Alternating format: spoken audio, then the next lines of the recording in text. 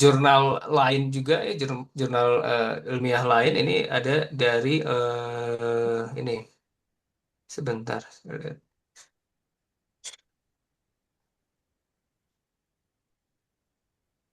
Ini pemetaan kerawanan longsor di Bogor ya. Ini menggunakan metode frekuensi rasio gitu ya. Kalau misalnya kita lihat jurnalnya, nah ini jurnal sebentar. Ini jurnal eh, ya ilmiahnya ya. Ini meneliti eh, longsor di Bogor ya. Ini Geoscience Letter ya. Letter di mungkin di ini Michigan University ya. Dia meneliti longsoran yang berada di Bogor begitu ya. Jadi menurut penelitian ini ya, ini menggunakan pendekatan GIS ya dan analisis statistik untuk mendukung mitigasi bencana dan perencanaan wilayah. Di sini ada latar belakangnya ya. Ini longsor merupakan bencana yang sering terjadi di Kabupaten Bogor. Tujuannya apa ya? Metodenya pendekatan GIS, lalu model statistiknya adalah frekuensi rasio, validasi modelnya ya. Lalu ini kita bisa lihat juga petanya ya. Peta kerawanan longsor gitu ya, di Kota Bogor ya. Eh, Memang Warga ini identik dengan ya kawasan Sunda begitu ya, terutama Bogor karena Bogor itu menurut naskah-naskah itu kan Pakuan Pajajaran itu berada di Bogor ya, kerajaan Pajajaran ibu kotanya begitu ya. Ini adalah peta resikonya ya.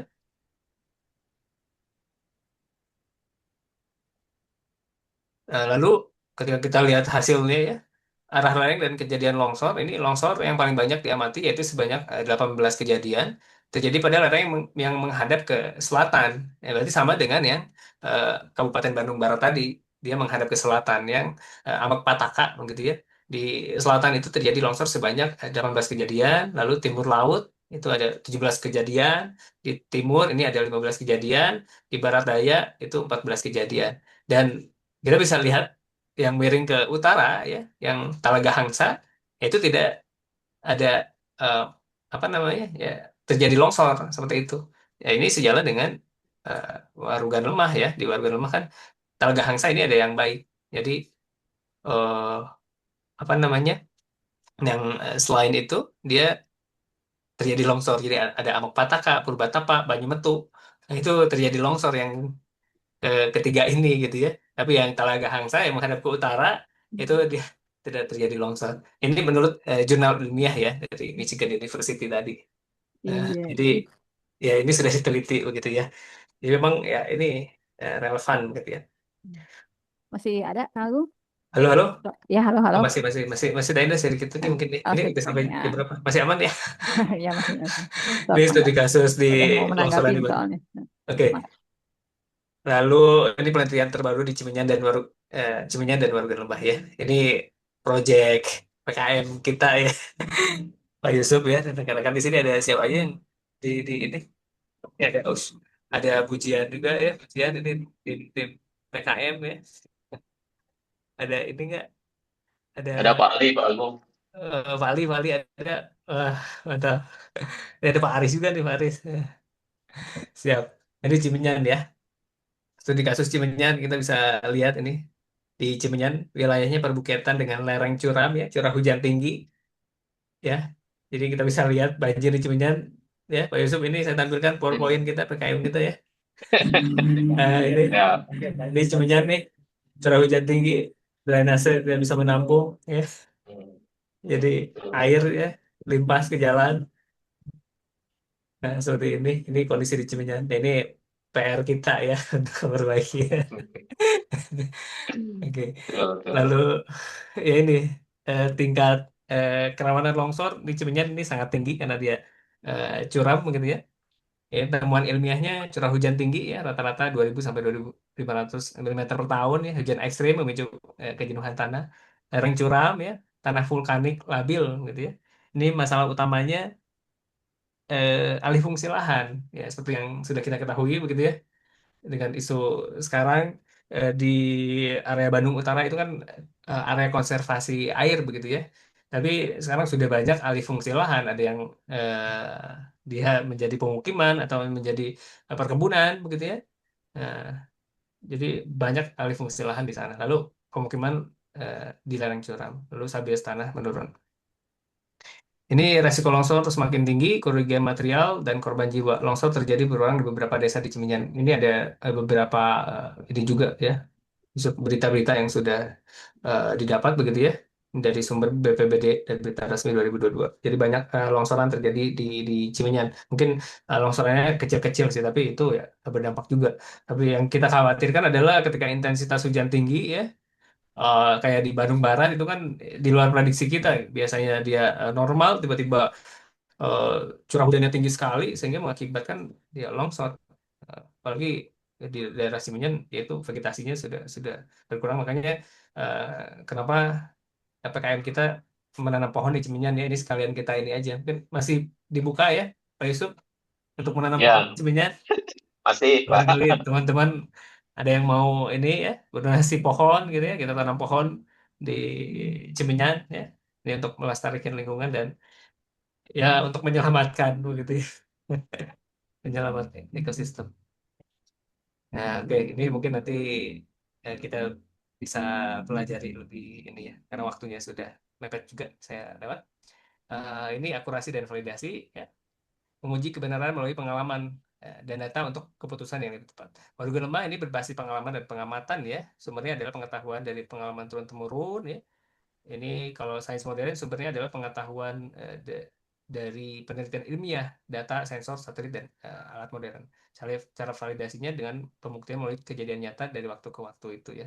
Jadi memang ya, ya itu yang dari Bogor tadi, mungkin pengarang Warugan Lemah ini dia sudah apa melihat kejadian-kejadian yang serupa seperti tadi, makanya dia menulis kenapa Amokpataka ya miring ke selatan itu tidak baik karena ya banyak kejadian seperti itu. Lalu kekuatan ya teruji oleh waktu sesuai kondisi lokal dan mudah dipahami masyarakat. Ya ini di sains modern kekuatannya akurat, terukur, dapat diprediksi dan mencakup wilayah luas. Keterbatasannya di warga lembah tidak selalu terukur secara angka karena kan ini naratif begitu ya, terbatas pada wilayah dan kondisi tertentu.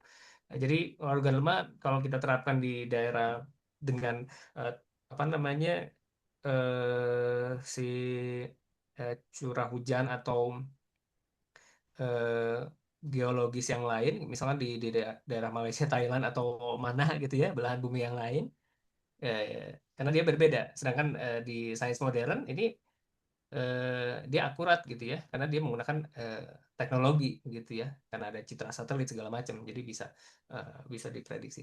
Ini keterbatasan dari sains adalah membutuhkan biaya teknologi dan keahlian khusus dalam pengoperasian. Eh,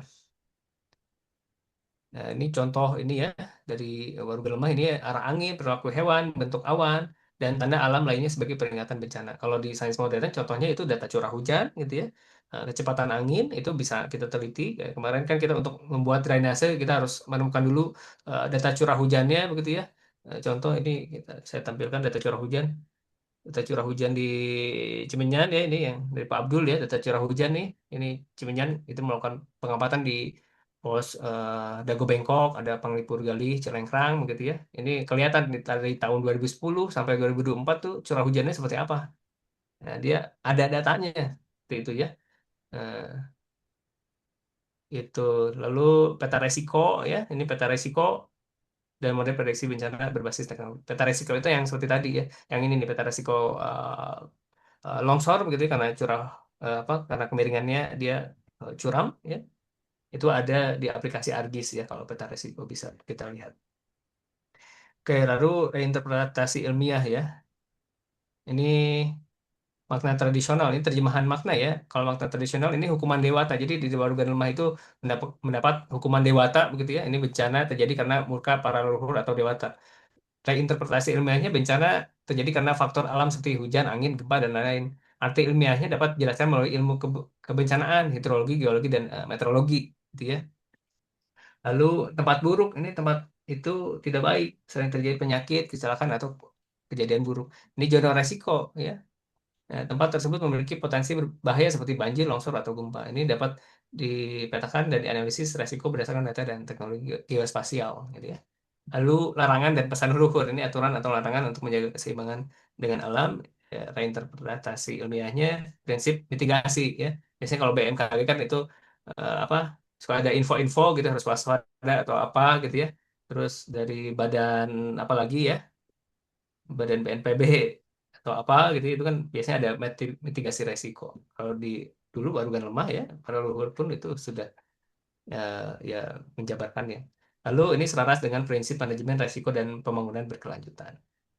Ini perubahan makna ya dari simbolis ke ilmiah. Kalau di Warugan Lembah, bahasa simbolis menggunakan simbol, cerita, dan metafora mudah dipahami masyarakat pada waktu itu, lalu disampaikan secara turun-temurun. Kalau desain diterjemahkan dan dianalisis ya, diamati, dicatat, diuji, dianalisis. Sehingga bahasa ilmiahnya adalah menggunakan data, angka, metode ilmiah, dapat diuji, diverifikasi, hasil terukur, dan dapat diterapkan. Ini contoh reinterpretasi ini mitos banjir tahunan gitu ya. Kalau dulu mah mungkin tanda kemurkaan leluhur gitu ya atau apa gitu ya. Kalau sekarang mah pola curah hujan musiman dan kapasitas tinggi. Kenapa? Ya kenapa di situ teh kurang baik karena ya ini pola curah hujan musiman dan kapasitas sungai yang ini ya tinggi.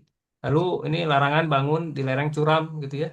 Kalau dulu mah tempat angker tidak boleh dibuka gitu. Kalau sekarang mungkin karena lawan longsor ya, tidak stabil secara geologi gitu ya. Lalu ini ada hutan keramat kalau dulu mah ya, tempat suci ya, tidak boleh dirusak.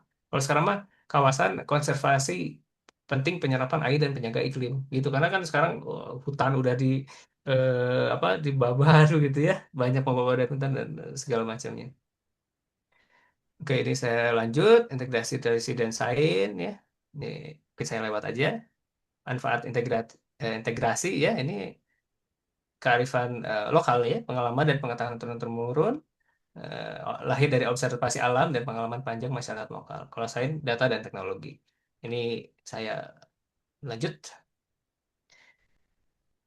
Nah, ini aplikasi praktis ya. Kearifan lokal dan sains modern dapat diterapkan untuk kehidupan sehari-hari. Ini untuk kearifan lokal ini tata desa dan pemukiman, menentukan lokasi desa yang aman dan memperhatikan tanda-tanda alam. Kalau sains modern ini perencanaan wilayah menggunakan GIS ya, yang ARGIS itu ya, memetakan wilayah dan menentukan zona aman. Arsitektur tradisional ini rumah dibangun selaras dengan lingkungan untuk kenyamanan dan tahanan alami. Kalau arsitektur modern kan desain bangunan tahan bencana ya dengan teknologi dan material yang lebih aman.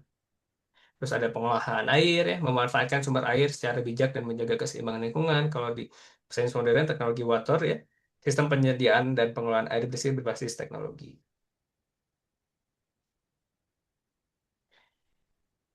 Lalu ini pelestarian alam ya, karena kalau dulu mah di Sunda ya pelestarian alam itu sangat ditekankan ya, menjaga hutan gitu ya, tanah dan keanekaragaman hayati untuk keberlanjutan hidup. Kalau di sains modern, energi terbarukan, pengolahan limbah, dan konservasi untuk masa depan. Depan hijau gitu ya. Ini pesan untuk generasi sekarang ya, menggabungkan kearifan lokal dan sains modern untuk masa depan berkelanjutan ya. Di Warugan Lemah, yang pertama adalah nilai utama ya, belajar dari alam dan pengalaman leluhur sebagai pedoman hidup.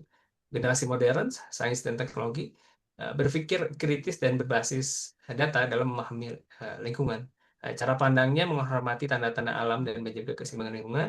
Di sains modern, menggunakan teknologi untuk menganalisis dan memprediksi resiko gitu ya. Kalau kita kan belajar yaitu GIS begitu ya, lalu tadi itu data curah hujan dianalisis segala macam gitu ya.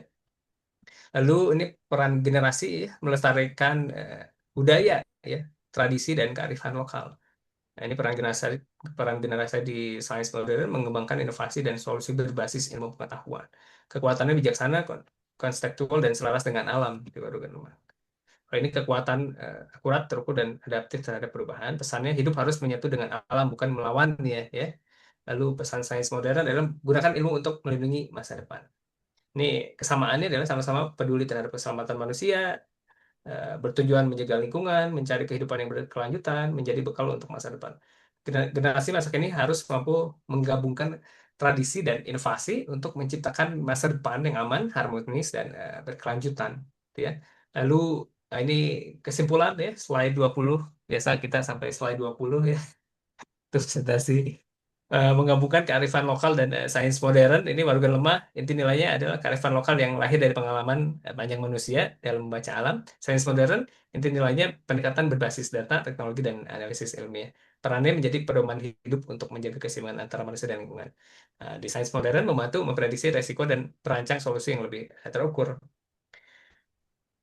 Kesimpulan utamanya adalah organ lemah dan sains modern memiliki pendekatan yang berbeda ya. Namun keduanya saling melengkapi dan memperkuat ya. Sama-sama bertujuan menciptakan pemukiman yang aman, mendukung kehidupan yang harmonis dan berkelanjutan. Pesan akhir, menggabungkan kearifan lokal dan ilmu pengetahuan adalah kunci untuk menghadapi tantangan masa depan. Lestarikan warisan leluhur, manfaatkan ilmu modern, bangun masa depan yang aman, harmonis, dan berkelanjutan.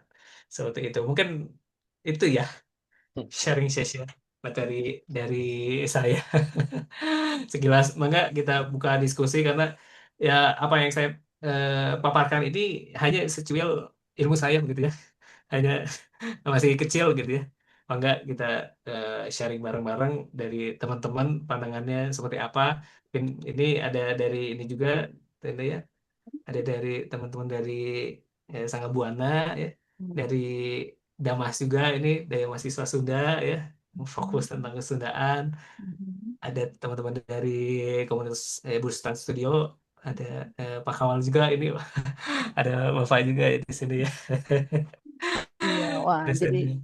ini ya Iya, mendengarkan paparan dari Kang Agung ya tentang warugan lemah. Jadi ternyata memang zaman dari dulu sudah ada oh, apa pengetahuan tentang ini ya. Ini pertama betul, fokusnya kepada topografinya ya, topografi tanah. betul, Dan itu sudah, aku pikir kan pembahasan yang awal-awal Kang Agung kasih infonya ke aku kan yang 18 itu kan. Itu menurutku wah, eh, banyak amat ini ya, maksudnya banyak banyak sekali eh, eh, tipe tipe tanahnya, tapi kok cuma 4 nih yang cuma baik gitu ya. Amun perebut mau mau pilih yang tanah yang terbaik gitu ya kan, yang dari ke 18 gitu ya. Tapi ternyata dari penjelasan yang terstruktur yang Kang Agung sampaikan hari ini itu ternyata wawasan dari warga lemah tuh udah udah cukup lengkap ya. Jadi kita perlu memperhatikan apa tadi saya fokus ya, memperhatikan keberadaan tanahnya, lerengnya, ada betul, airnya juga, jenis tanahnya juga kita harus tahu. Apalagi Kang Agung ini menyampaikan ini juga disandingkan dengan pengetahuan kita zaman sekarang gitu ya, dengan sains modern ini. Mungkin kalau misalnya kita cuma dikasih organ lemahnya doang gitu ya, ya mungkin orang mudeng gitu. Jadi kitanya zaman apa bahasa bahasanya bukan bahasa bahasa sekarang ya, bahasa bahasa kita kan kita harus pakai data lah, harus pakai, nggak bisa cuma insting doang, nggak bisa cuma pengalaman apa ya, kok ya orang dulu kan mungkin aja gitu ya, tahu tahu eh, tanda-tanda lah ya, simbol-simbol alam gitu, sudah memahami secara secara apa nih, eh, ya beda lah sama sama kita, kita mah harus harus diukur di pokoknya penuh data lah gitu ya. Jadi menurut saya ini sangat wawasan baru, wawasan baru terutama untuk saya bukan orang Sunda ya. Jadi dan ilmu ini itu apa ya, eh, tapi tanggapan pertanyaan saya memang itu ya, yang tadi itu, kalau warugan apa tanah yang dianggap baik itu hanya 4 lokasi yang seperti disampaikan tadi, seberapa besar sih yang bisa kita pakai untuk secara aman gitu kan? Apakah ini tanah ini eh wawasan ini hanya untuk daerah tanah Sunda saja, atau bisa dipakai di lokasi lain ini macam, ya kan? Soalnya soalnya kalau misalnya tadi disandingkan dengan sains modern kan kita pikirnya universal, di mana-mana kita seperti itu gitu kan. Gitu, tapi ya itu bisa menjadi eh kita tantangan masing-masing. Atau mau dijawab sama Kak Agung boleh, atau ini tinggal beberapa menit lagi kita waktu kita, barangkali ada teman-teman yang mau menanggapi dulu, mau tanya sama Kang Agung nih tentang paparan Kang Agung.